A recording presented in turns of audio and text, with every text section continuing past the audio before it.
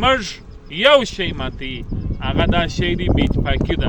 الله پاک دغه ظالم ریاست موږ دا یوه خبره په ډاګه کوو چې بیا به داسې خوند نه ورله واخلو لکه کوم په ازاد کشمیر کې چې وړ ستا ډیسیان ستا پلوس ستا لیویز په یو ډېره بې عزتي د عوامو راغورځول د غونډیانو سره. نو موږ دغه د چمن خلک و داسې څه ته باید نه کړي مجبوره. تاریخ مو ټاکلی دی جرګه کله کوو؟ جلګې تاریخ موږ پرون وټاکي 21 تاریخ.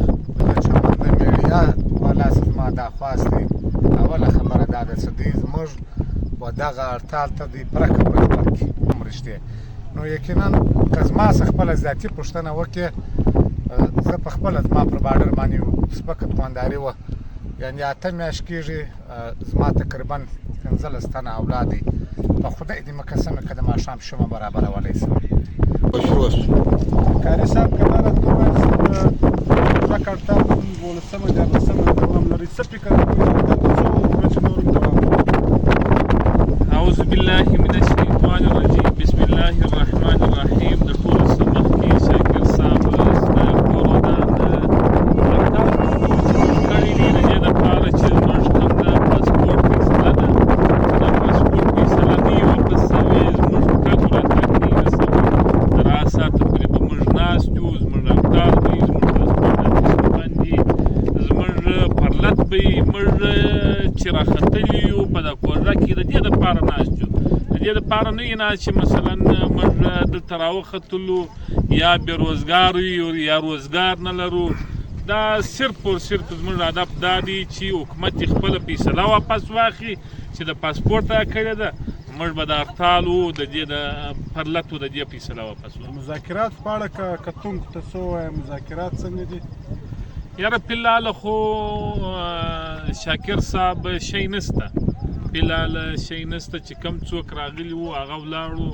نو پر مخ به ګورو انشاءالله الله مالک دی یو ترتیب به برابر شي. د جرګې تاریخ مو ټاکلی دی جرګه کله کوو؟ جلګې تاریخ موږ پرون وټاکي 21 تاریخ.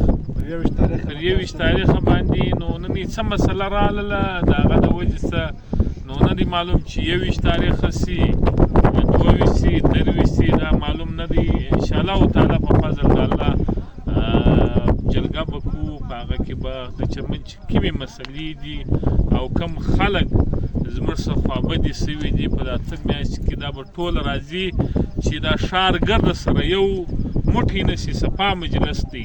موږ د مابین دا شی نه وباسو چې دا پلانکی قوم والا دی، دا پلانکی پارټي والا دی، دا پلانکی دی، دا پلانکی دی.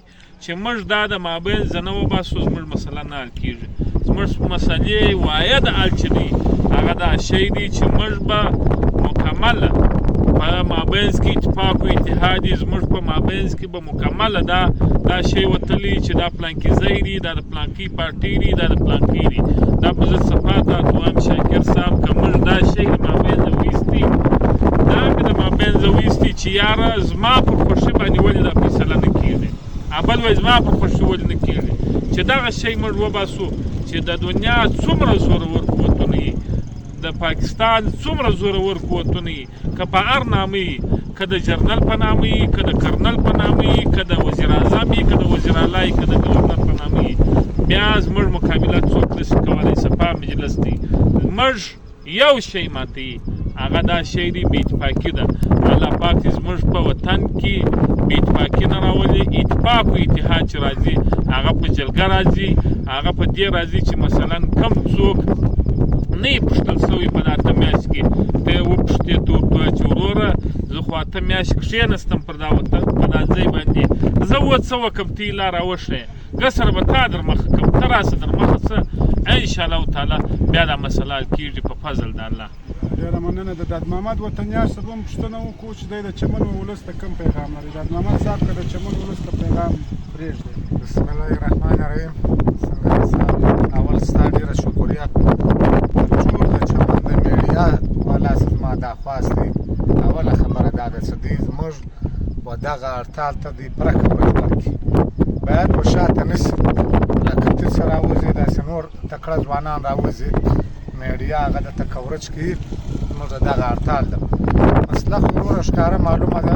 دا وخت د تلویزیون قومي اسمبلی کې هم زموږ جنرال سکرټري عمر ایوب خان هغه هم بار بار په اسمبلی کې دا ویډیو به ټول وطن ټول ملک ویني چې هغه بار بار وایي چې د چمن مسله دا د السي یوه خواته هم رښتې او بلې خواته هم رښتې نو یقینا که زما څخه خپله ذاتي پوښتنه وکړې زه په خپله زما پر باډر باندې سپکه تونداري وه یعنې 8 میاشت کېږي زما تقریبا 15 تنه اولاد دی په خدای دې مه قسمه که د ماښام شمه برابرولی شم دغه ظالم ریاست موږ دا یوه خبره په ډاګه کوو چې بیا به داسې خوند نه پرله واخلو لکه کوم په آزاد کشمیر کې چې وړ ما ستا ډیسیان ستا پلوس ستا لیویز په یو ډېره بې عزتي د عوامو راغورځول د غونډیانو سره نو موږ دغه د چمن خلک و داسې څه ته باید نه کړي مجبوره نو موږ ډېر سخت ستړي یو بیا د دې خپل چمن د دې څه قومي مشران چې دي